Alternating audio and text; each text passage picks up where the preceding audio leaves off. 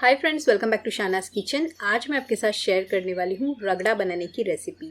बहुत ही क्विक और easy recipe है, झटपट बन जाता है। अक्सर ये रगड़ा हम रमज़ान में बनाते हैं इफ्तार में, और बहुत ही टेस्टी रगड़ा बनकर रेडी होता है। ये रगड़ा आप रगड़ा पैटीज बनाने के लिए भी यूज़ कर सकते हैं, पानी पूरी के लिए भी यूज़ कर सकते हो, और किसी भी तरह की चाट वगैरह के लिए भी यूज़ कर सकते हैं। तो चलिए देखते हैं रगड़ा बनाने की रेसिपी।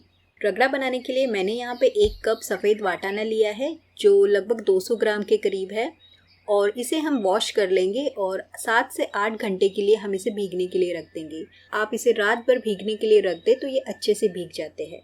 तो ये देखिए, हमारे वाटाने जो है वो अच्छे से भीग गए हैं।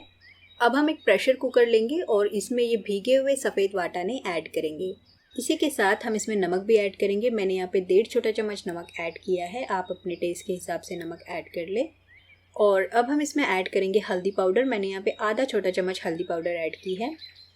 अब मैंने यहाँ पे एक बड़े साइज़ की प्याज और एक बड़े साइज़ की टोमेटो को फाइनली चॉप कर लिया है।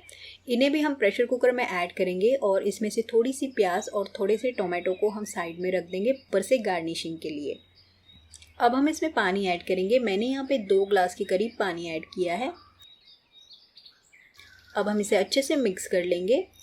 अब यहाँ पे मैंने एक आलू लिया है, जिसको छील कर मैंने इस तरह से छोटे छोटे क्यूब्स कट कर लिए हैं। ये भी हम प्रेशर कुकर में ऐड करेंगे, मिक्स कर लेंगे हल्का सा।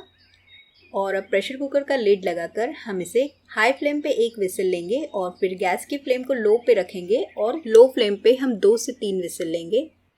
तो मटर हमारे अच्छे से बॉईल हो गए हैं और अब मैंने इसे एक कढ़ाई में ट्रांसफ़र कर दिया है। इसी के साथ हम इसमें 1 ग्लास और पानी ऐड करेंगे। मटर को हमें ओवर कुक नहीं करना है, वरना ये पेस्ट की तरह फॉर्म हो जाएंगे।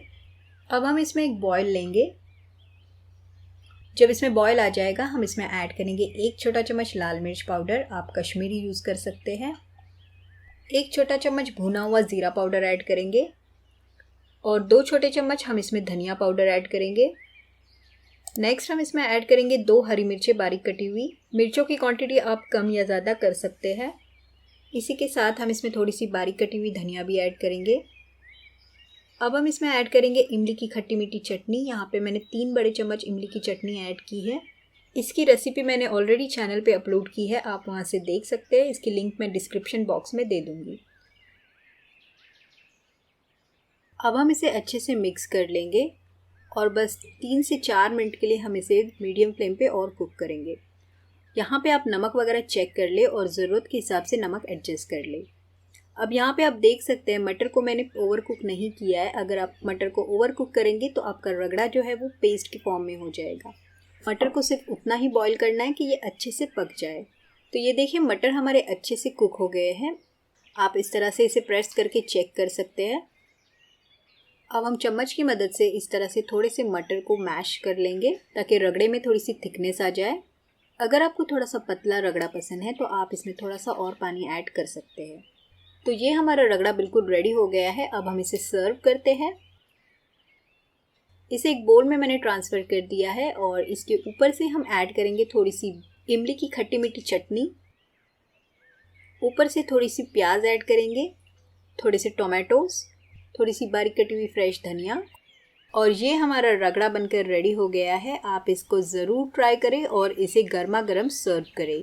वैसे तो ये रगड़ा ऐसे ही खाने में बहुत ही टेस्टी लगता है, लेकिन आप इसे आलू टिक्की के साथ, समोसे के साथ, पानी पूरी के साथ भी सर्व कर सकते हैं। तो आप भी इस तरह से घर पर रगड़े की रेसिपी को ज़रूर ट्राई करें और अपने फ्रेंड्स और फैमिली के साथ इसे बनाकर एंजॉय करें। अगर आपको मेरे रेसिपीज़ पसंद आ रहे हैं तो शानास किचन को सब्सक्राइब करना ना भूलें। अगर आपको आज की ये रेसिपी पसंद आई है तो इस वीडियो को लाइक ज़रूर करना। फिर मिलेंगे किसी अमेजिंग और डिलीशियस रेसिपी के साथ। तो तब तक के लिए अल्लाह हाफिज़।